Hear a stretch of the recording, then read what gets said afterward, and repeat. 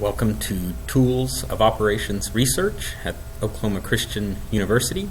My name is Nick Grounds, the instructor, and this is a video recording for lecture number 3 of the course, scheduled for June 16th. Today is June 14th, and we'll be talking about reviewing short-term forecasting that we covered in the last lecture, and we will be talking about linear optimization following that. So, to review what we covered in short-term forecasting. Short-term forecasting is a very specific kind of modeling which involves predicting future events, future outcomes, based on a time series of data. And a time series is just a structured data set of numeric values, one taken per time unit. And that may be once per second, once per day, once per year, whatever the periodicity of that time cycle is. We take an observation or take a measurement of some numeric value, and we're going to use that historical series of time-based values to predict future values. So we talked about ways to measure the fit or goodness of a short-term forecasting model. We do that primarily through measuring error, so the difference between an actual observed value and our predicted value. And there are 3 commonly used approaches for measuring error. The first is named mean squared error, which is just the average or mean of all the squared values of error. So the difference between prediction and an observed value, that error squared, and then the average of those. So here 1 over n is the number of predicted values, the number of predictions made. If you remember back to data mining, one of the measurements of error we used in prediction algorithms for data mining was named root mean squared error, which is nearly the exact same definition, the only difference being we take the square root of the value you see computed here. So whether or not you've taken the square root of this or not is just simply differentiated between mean squared error and root mean squared error. Other 2 forms of measuring error revolve around taking the absolute difference of the error, so that we don't have sort of an overestimated or over-predicted value error offset by an under-predicted or an overestimate offset by an underestimate of our predicted values. So we take the absolute value of each error, sum those up, and then divide them by the number of predictions to get the mean of the absolute errors. Or if we take the absolute error and divide it by the value observed, what we have there is a percent error. So whether our error was 10 or 100 depends on the scale of the values themselves, the scale of the predictions. However, for 2 different time series that maybe have different scales, we can take the percent error and then take the mean absolute percent error as an error metric to sort of more effectively communicate how off or how different our predictions were in terms of the percentage of error made. So whether we were 10%, our predictions were 10% different than the actual observed value on average. So those were the 3 error metrics we described and defined last week. From there, we talked about 4 specific forecasting models. The first was moving average, which just takes an average of the last n values. Now this n is different than the one you saw on the previous screen. So maybe we're taking the average of every 3 values, using that to predict the next value in the future after the 3. The equation would look something like that. So you're just summing up some number of v observed values and dividing them by the number of observed values you're summing up, making a simple average, and predicting that as the value for the next future event.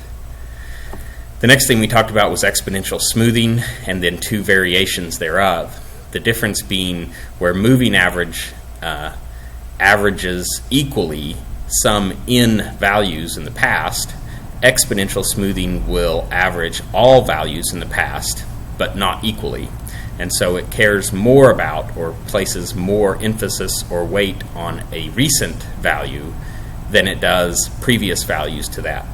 And the difference being is the further back in history you go, the more exponentially unweighted that value becomes. So we'll weight that historical value based on some fraction raised to an exponent. That exponent is indicative of how far in the past that value occurred. So the fraction that we use for that is defined generally as alpha, which is the only parameter you need to define an exponential smoothing model. So that alpha value will be somewhere between 0 and 1. And the very simple prediction algorithm looks something like this.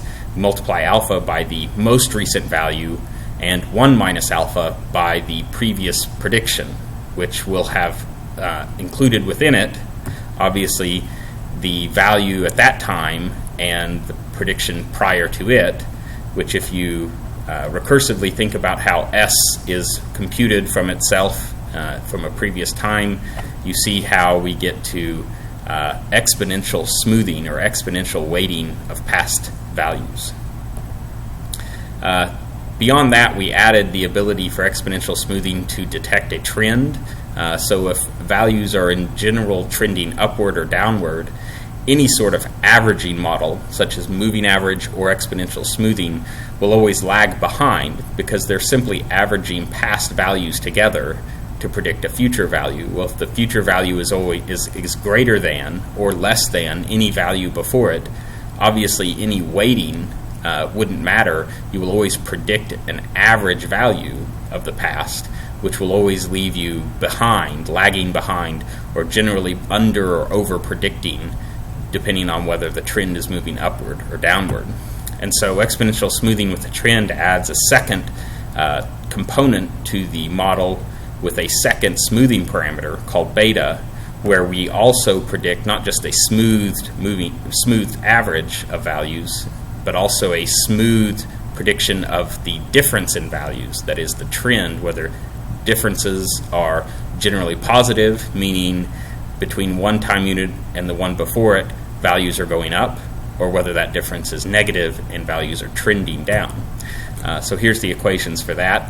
Predictions are based not just on a smoothed average S, but also a smooth trend prediction T, which looks very similar to the S equation in that it uses beta and 1 minus beta, but what it's smoothing is not the values themselves, but the difference in smoothed averages. So the difference between S at time t and S at time t minus 1.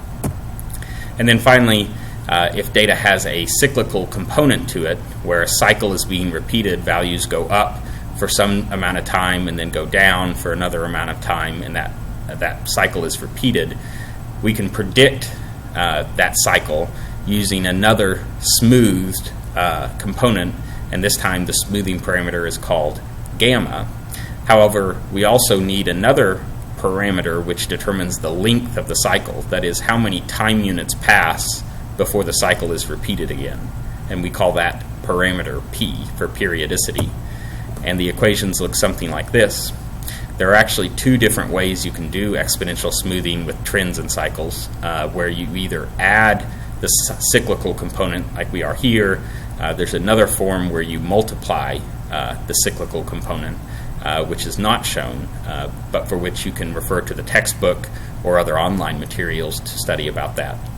So here we have our typical S value for the smoothed value of observed values.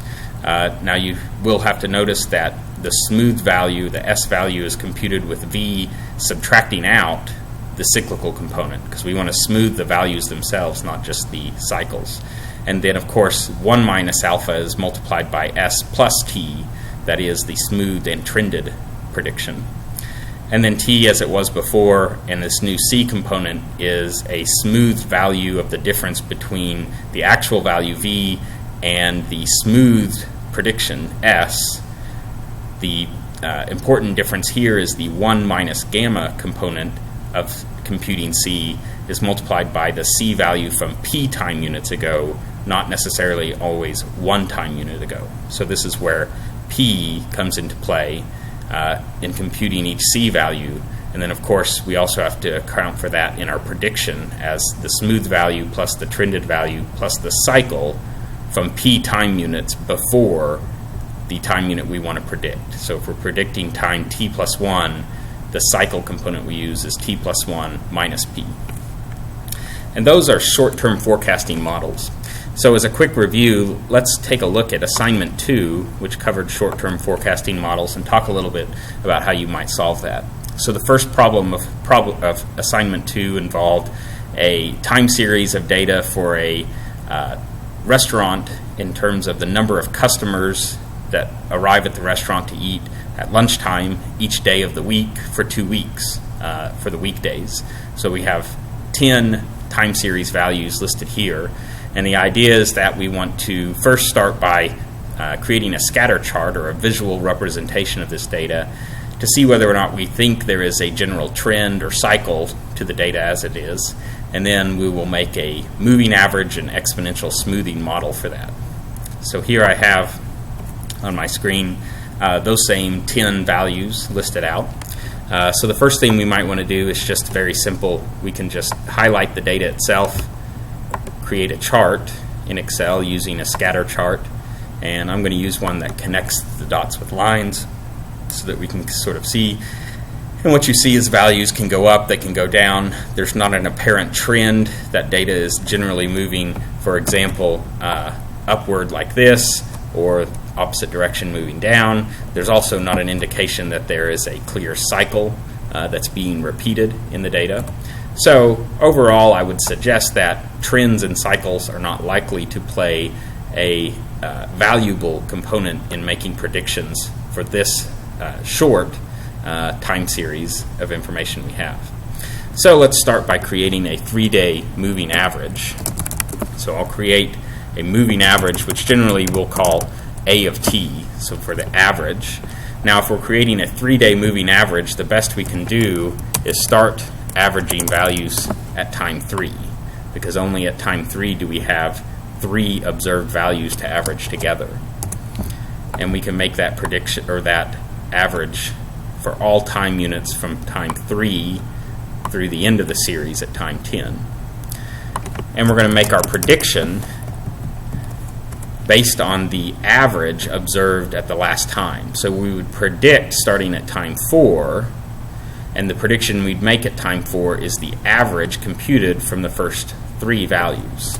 So here this column D is simply going to be basically the shifted column C, shifted down by 1, for which obviously we can predict out in the future 1 time unit, time 11, or weekday, Monday of the 3rd week.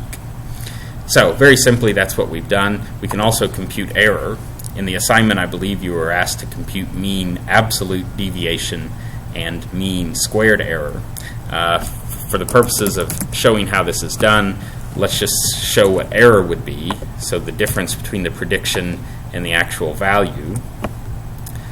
We can also compute absolute error if we just simply take the absolute value of that. Excuse me. Okay. And then, of course, we can do absolute percent error if we just simply take the absolute error and divide it by the actual observed value itself.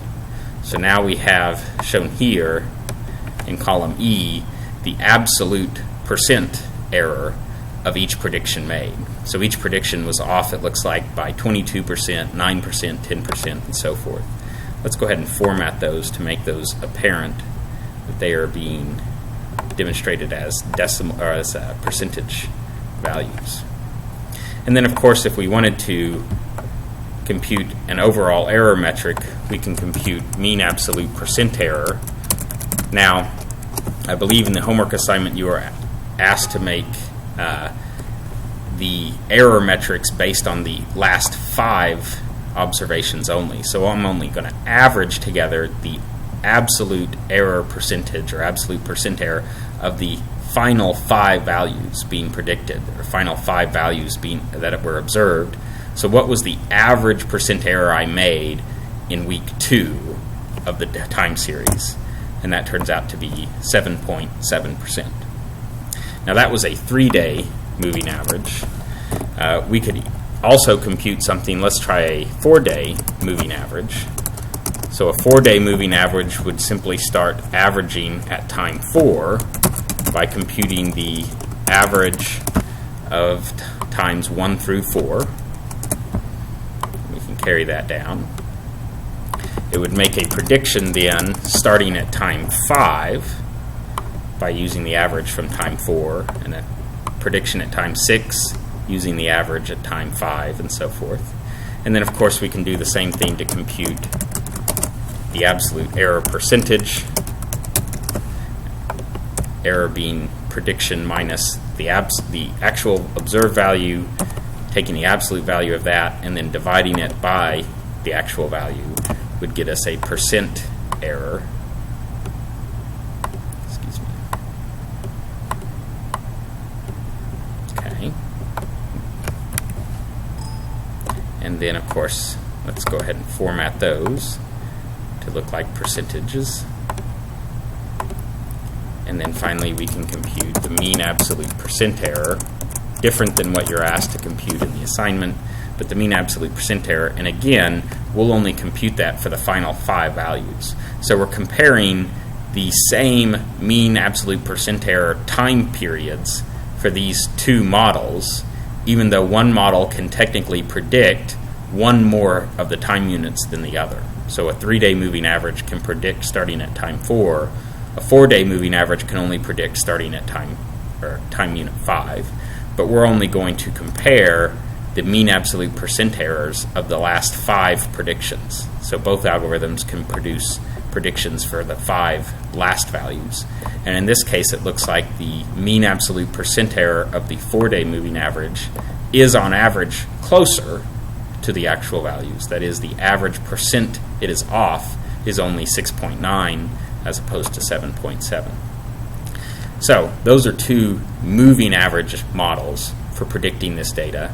Let's also try an exponential smoothing model. In that case, we need to know what value of alpha we're going to use. Let's use 0.5 to start with.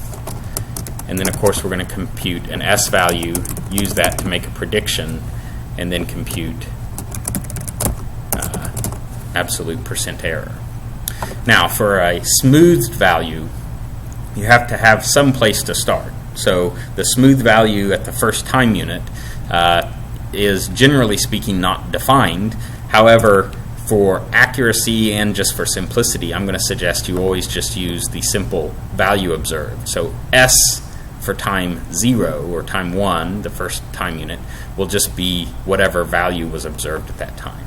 Because we have nothing else to weight or average together, no other thing to multiply by alpha and so forth, we'll just use the value itself. So starting at time 2, we can start using the equation from the model, which says take the alpha value, multiply it by the observed value, add to that 1 minus the alpha value multiplied by the previous S. So here we're using an absolute reference to the cell J1, which has alpha in it, so that when we copy the formula down, the references to J1 will stay the same. The references we use to the current observed value and the previous S value are non-absolute. They're relative addresses. So you can see when we copy this formula down, by the time we get to the end, we're still using J1 as our alpha, but we're multiplying it by now B12, the last observed value, and I11, the next to last S value. Okay? And in terms of a exponentially smoothed model, we will just use S itself as the prediction. So similar to the moving average model, this column J is just going to be the I column shifted down by 1. And then we can compute the difference between the prediction and the actual as an absolute value divided by the actual to give us a percent error. format that as a percentage, 1 decimal place. And then finally we can compute the average absolute percent error of, again, just the last 5 values, so that we're computing the same time scale across all 3 forecasting models: the 3-day average, 3-day moving average, 4-day moving average, and exponentially smoothed model.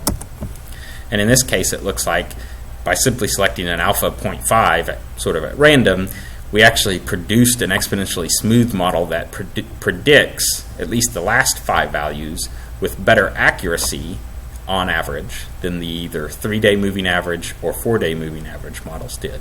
It's possible that a different alpha value would either make this mean absolute percent error better or worse.